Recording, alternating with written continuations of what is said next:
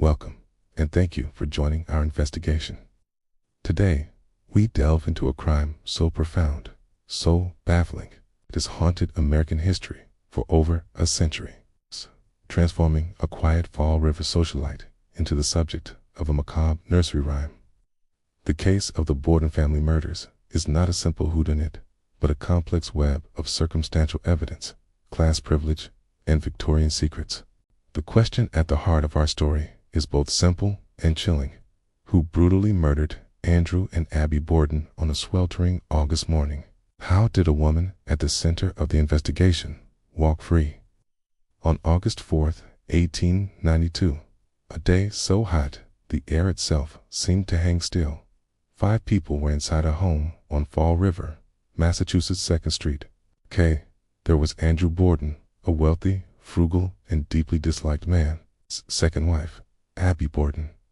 Andrew's 2 adult daughters from his first marriage, Emma and Lizzie, their Irish live-in maid Bridget Sullivan, and a house guest, John Vinicum Morse, the brother of Andrew's first wife. The morning began normally enough, with Andrew, Abby, and John eating breakfast together. Bridget, meanwhile, was outside, assigned the chore of washing windows, a punishment for oversleeping after the family had been ill with what was believed to be food poisoning. This morning, John left early to run errands, leaving just Andrew, Abby, Lizzie, and Bridget inside the small, stuffy house. At approximately 11 a.m., Lizzie Borden called out to Bridget with a frantic shout, "Maggie, come quick, Father's dead. Someone has killed him." When Bridget rushed in, she found Andrew Borden slumped on a couch in the sitting room, his face unrecognizable from a series of brutal axe blows. The horror had only just begun. A search for Abby led to an even more gruesome discovery. Her body was upstairs in the guest room, having sustained 19 crushing wounds to the back of her head. Medical examination would later determine that Abby had been killed nearly 2 hours before her husband. In a chillingly calculated sequence, how could a double murder of such savage ferocity have occurred in a small home without a single witness to either crime? The lack of any apparent struggle and the absence of a forced entry pointed the police to a terrifying conclusion. The killer was already inside. The initial police investigation was, by modern standards, a chaotic and bungled affair. The crime scene was not secured, and a steady stream of onlookers, neighbors, police traipsed through the house, potentially destroying critical evidence. Yet, what the police did find painted a grim picture of a suspect with means, motive, and opportunity. Lizzie Borden's testimony from the initial inquest was a mess of contradictions and memory lapses. She stated she was in the barn, searching for fishing sinkers, for a period of about 15 to 20 minutes. This was her alibi for the time of Andrew's murder. But she could not explain her whereabouts during Abby's death.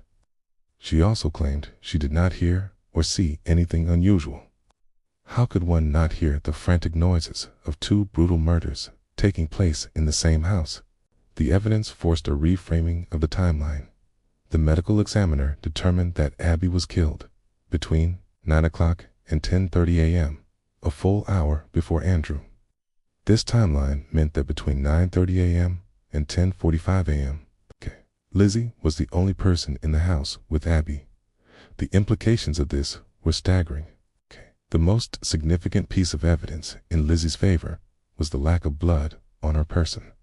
The axe wounds to both victims were so severe that the killer would have been covered in blood. Yet, when a neighbor, Adelaide Churchill, arrived, she found Lizzie composed, with no signs of blood on her hands, hair, or clothes. The police and an officer of the court searched the house for a bloody garment, but none was found. Seemed to be a definitive point in her defense. However, on August 7th, 3 days after the murders, a witness named Alice Russell testified that she saw Lizzie burn a blue dress in the kitchen stove, with Lizzie claiming it was stained with paint. The prosecution argued this was the bloody dress. The question became, was this a simple case of a woman destroying a paint-stained dress? Or was she attempting to hide the very evidence that would condemn her? The murder weapon was never officially identified, but police found a hatchet head in the basement, its handle broken off and missing. The head was rusted and covered in ashes, as if an attempt had been made to conceal or clean it. Forensic analysis revealed no blood, but in 1892, forensic science was in its infancy and far from reliable. Was this the murder weapon? Why was the handle gone? The prosecution theorized that the handle was discarded because it was stained with blood, and the head was a deliberate decoy. The absence of a definitive blood-stained weapon became a critical failing for the prosecution. Lizzie Borden was arrested and charged with the murders, and her trial became a national sensation. The prosecution presented a case built on circumstantial evidence, highlighting the timeline, the conflicting testimonies, and the lack of another viable suspect. They argued that Lizzie, driven by a deep resentment of her stepmother and the fear of a disinheritance that would favor Abby's side of the family, snapped in a fit of rage. But the defense, led by a former Massachusetts governor, George D. Robinson, methodically dismantled the prosecution's case.